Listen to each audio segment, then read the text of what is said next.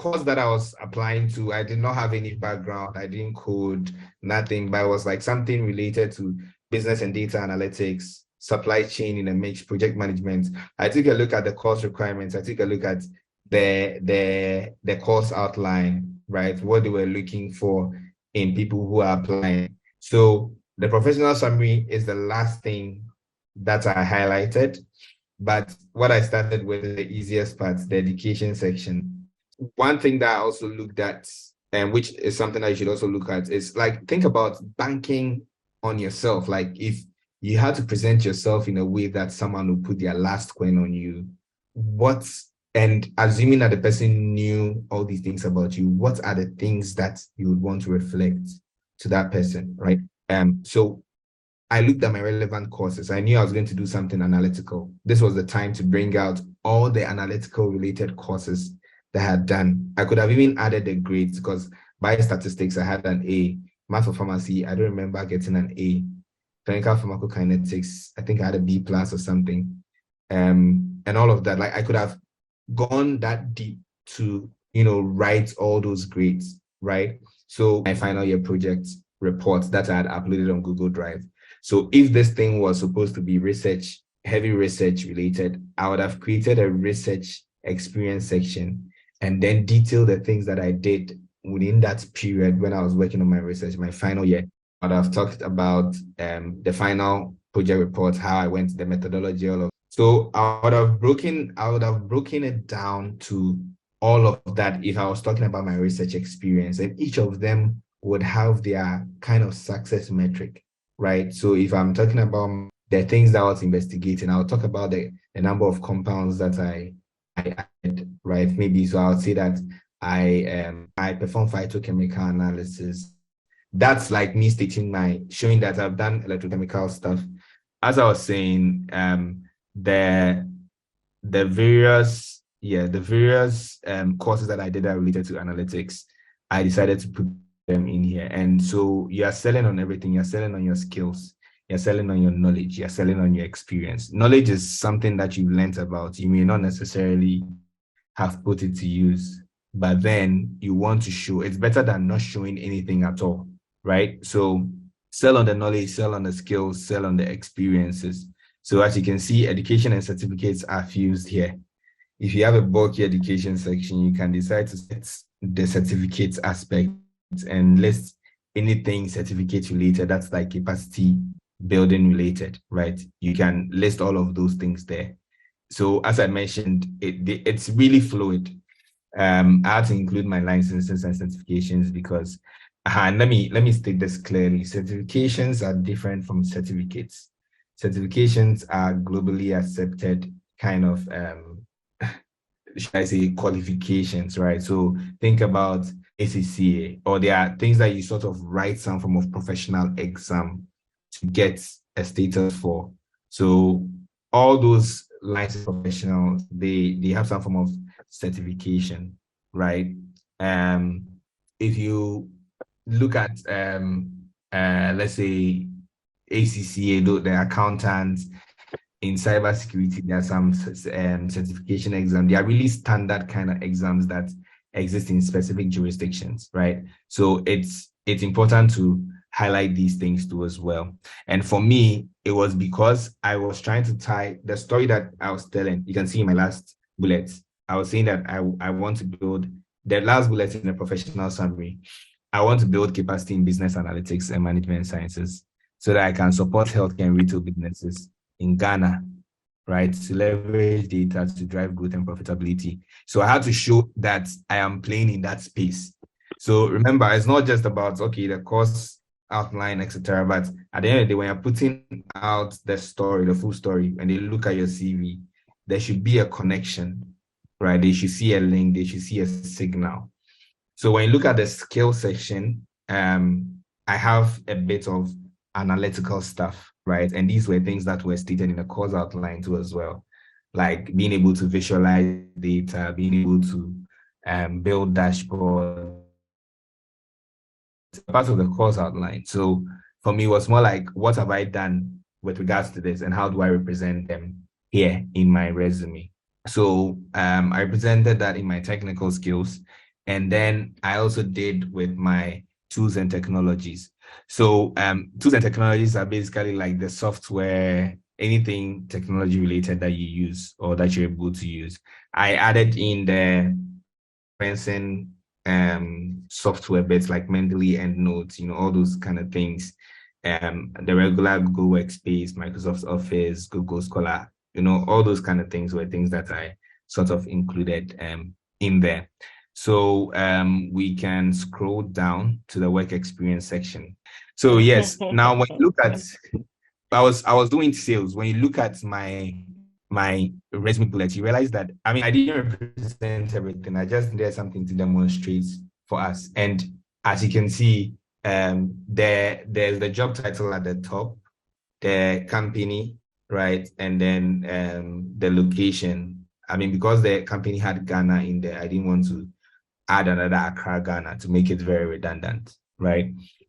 And then when you look below the first line, I decided to give a background to the company that I'm working with. So Procter and Gamble, P&G, what they basically are. So it adds some weight to the CV. Sometimes too, it's not just about weight, but people would want to get a context into what company you are working for, right? So you can include that line. It's strictly optional. It's not something that you have to necessarily put in your CV. Then when you look at the three bullets, right, you realize that I am highlighting things that should reflect in what the academic panel should see. So I'm talking about building a dashboard in Microsoft Excel. I'm talking about doing sales meetings, right, and developing strategies. Like this is literally business analytics and management sciences. So the management side of things.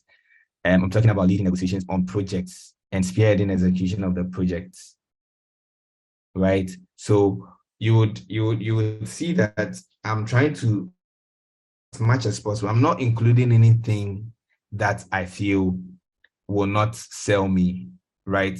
And I'm keeping it very brief. I'm talking about the very important things, right? So when you find yourself in this situation, you have to really analyze the kind of things. I'm sure, like if you start thinking about the postgraduate program you want to study, it's going to be one core focus that you're going to drill deep into, right?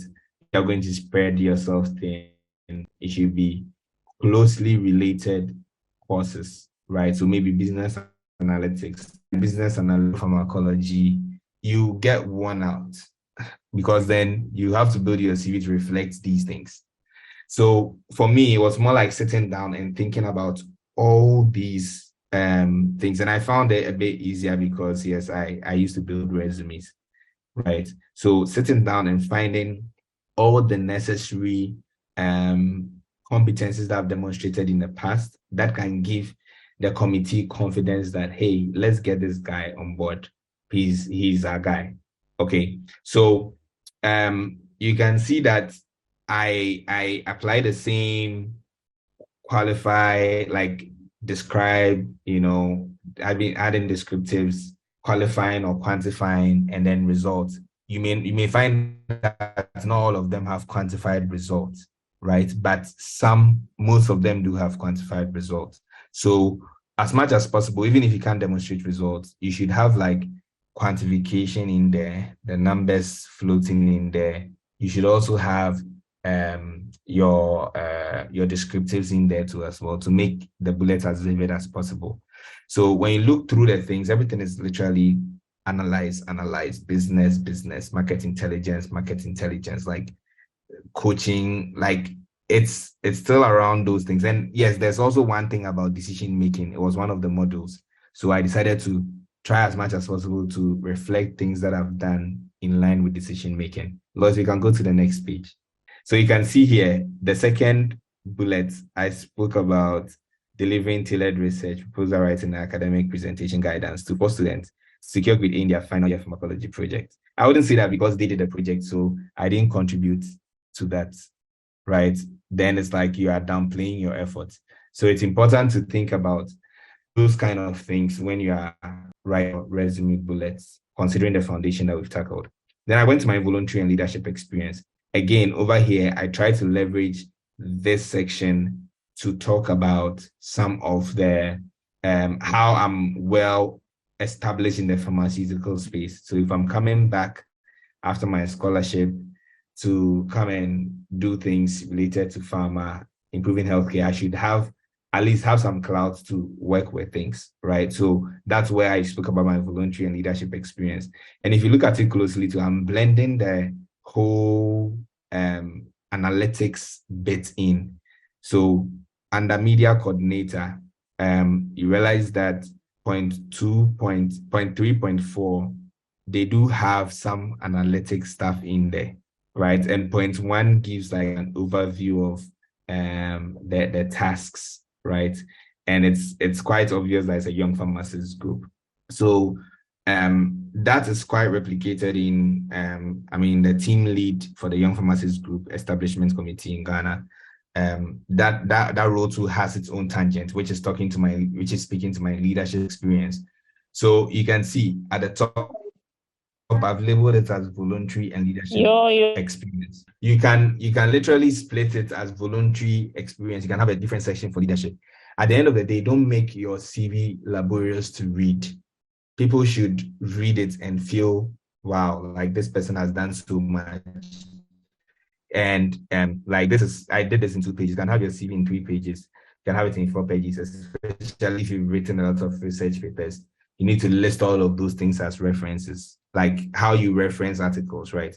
You need to list all those things. I didn't have a research paper, so I didn't have to present that.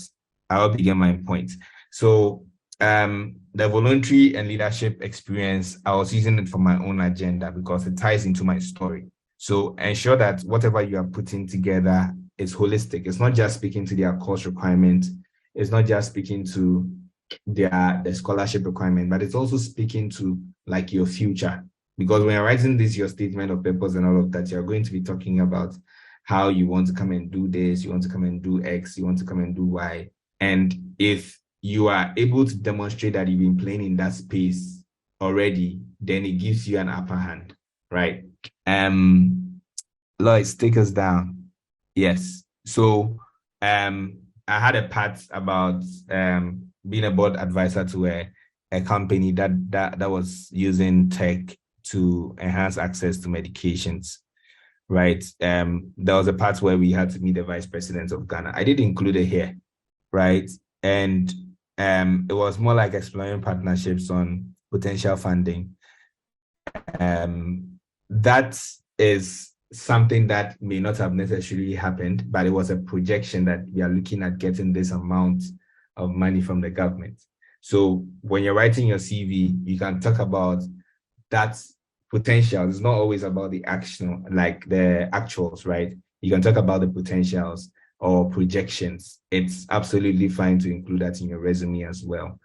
And then I ended with my references. So you can see that if, depending on your case, that's why I decided to take my time. Building resumes is very exhaustive. Everybody has their own way in terms of everybody has their own story.